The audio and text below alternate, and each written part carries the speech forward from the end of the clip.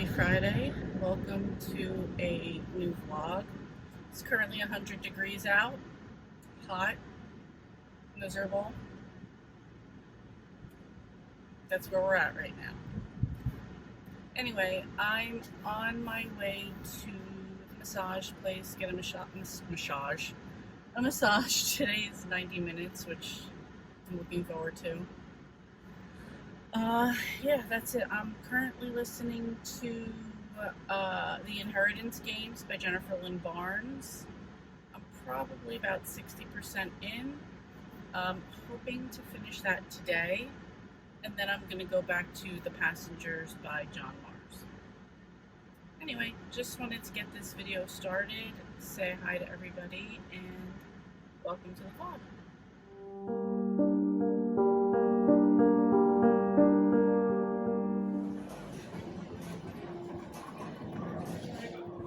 So April and I decided to go bowling on Saturday because it was super hot outside and neither of us would have been happy doing any activity outdoors.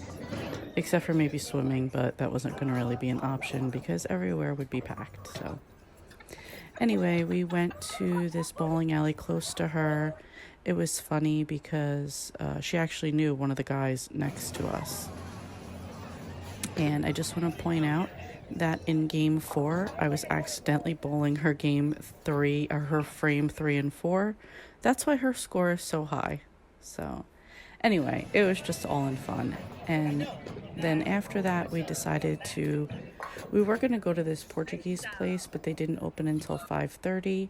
So we wound up going to Olive Garden, and I had to show this strawberry cake that we got. When gas is $4.15 cash or credit, you fill up your gas tank at this point.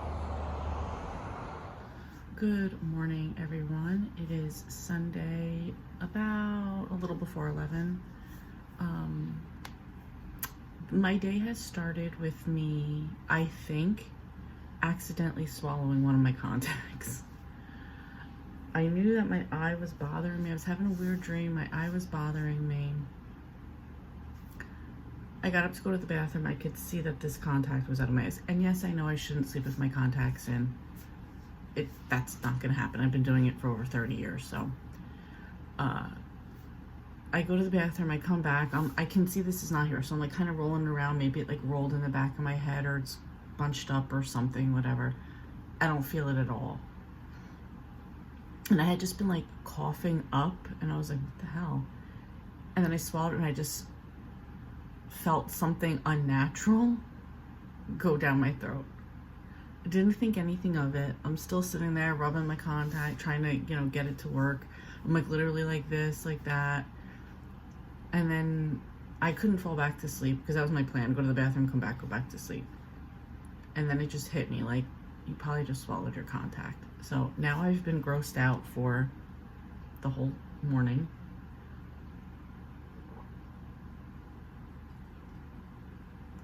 So I looked up what could happen. I mean, nothing really, it'll just come out when you go to the bathroom, but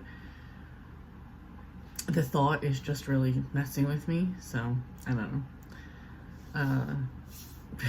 Yeah, so that's what I have going on with that.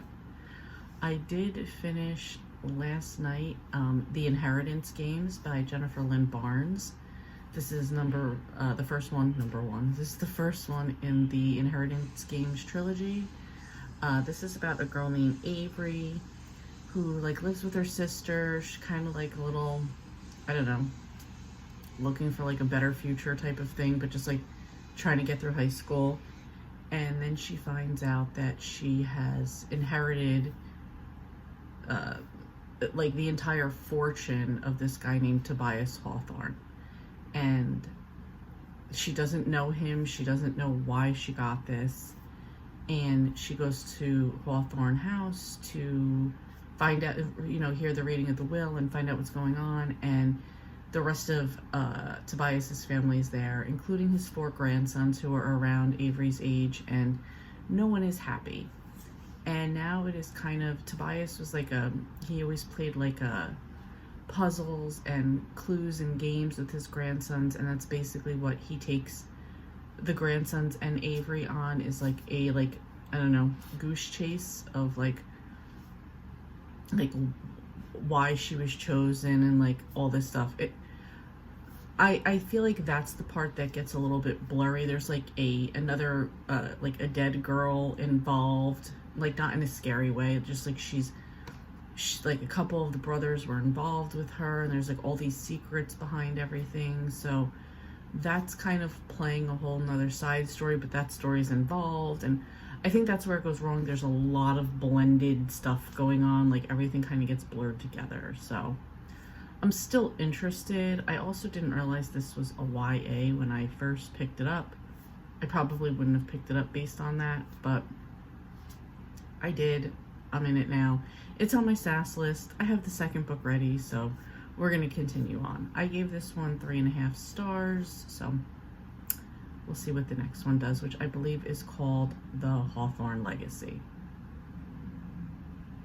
Also, Inheritance Games has green on the cover. It is a green cover, and this works for the Killing Time with Cozy's Christmas in July challenge to read a book with red or green on the cover. And this one did not need to be a cozy. I double checked.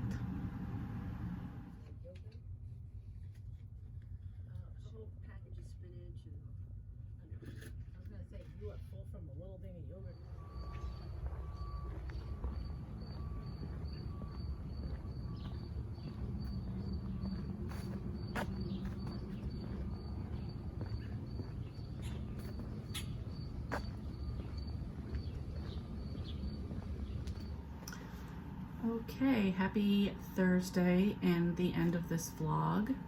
I really didn't get a lot of reading done this week, so I only finished 2 books, so I didn't get a lot done, but I'm okay with it because I did just find a lot of peace this week that I needed, and that was more important than reading, so yeah, that was it.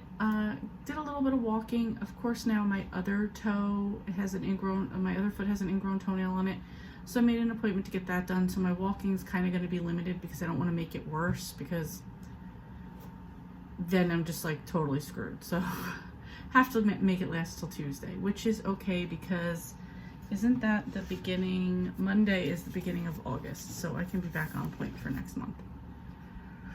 Anyway, just to wrap up, I did finish Inheritance Games by Jennifer Lynn Barnes. This is the first book in the Inheritance Games series. I gave this 3.5 stars. I already talked about this. I'm currently reading book 2, which is Hawthorne Legacy. Probably maybe 40% into that one, so I'll talk about that next week. And I just finished reading my buddy read that I read with Sharon, and this was her recommendation for The Passengers by John Mars, and I give this 5 stars. This was about, it takes place in London, and all cars are self-driving, so you could get in your car and you could sit there and do whatever you want. And on this particular day, several people get in their cars, they get locked into their cars, and their AI is hacked, and they're basically told that within 2.5 hours they're gonna die. To solve, so whenever there is an car accident, it gets sent to this like committee, this jury, to decide whose fault it is.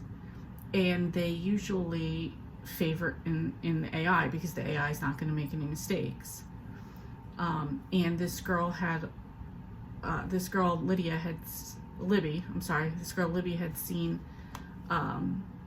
what she thought was an unfair accident. It's always angered her. She's been annoyed by it. Now fast forward to this current time, and so basically like you do a jury duty where people are selected to kind of make judgments on these accidents.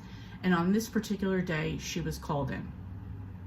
So it's basically, they were hacked, the committee is hacked, and basically like everybody's secrets are let out, everything is told about them, and the committee, the jury committee, has to vote on who should die in the cars.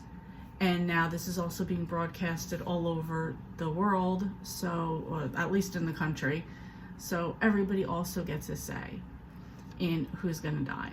And it is such an excellent like social experiment as far as like the hashtags that were coming out during this time based on what manipulated information was given to you. People made their decisions based on that. It just shows how savage and messed up people can be behind social media, which happens all the time.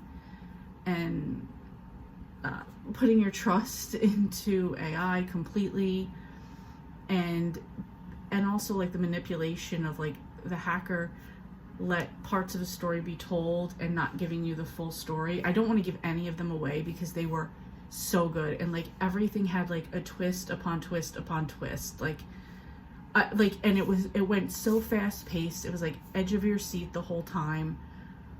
I loved it. The only thing I would say is I think there was 2 like epilogues, like 2 years later, 6 years later type of thing, and I feel like they did drag just a little bit, and then the ending was like very abrupt. So I'm still giving it 5 stars, but I feel like that was just the only thing. And I mean, that was like in the last maybe 15 minutes of the audio, and it was so well done otherwise. So if you haven't read that, I would highly recommend it. It was so good, and thank you, Sharon, for recommending we read that one because I really loved it. Other than that, that's really all I got done this week. So yeah, I have nothing else to say. So if you guys want to hear, watch the bloopers. I'm going to have my maybe controversial thoughts on a phrase that has come out that I've been made aware of recently. So if you want to watch that, go ahead. If you don't, this is the end of the video. Thank you so much for watching, and I will see you next time.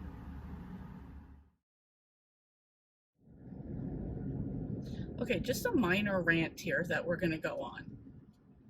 I understand why we're not saying sit Indian style anymore. That's apparently offensive. So, fine, that's fine.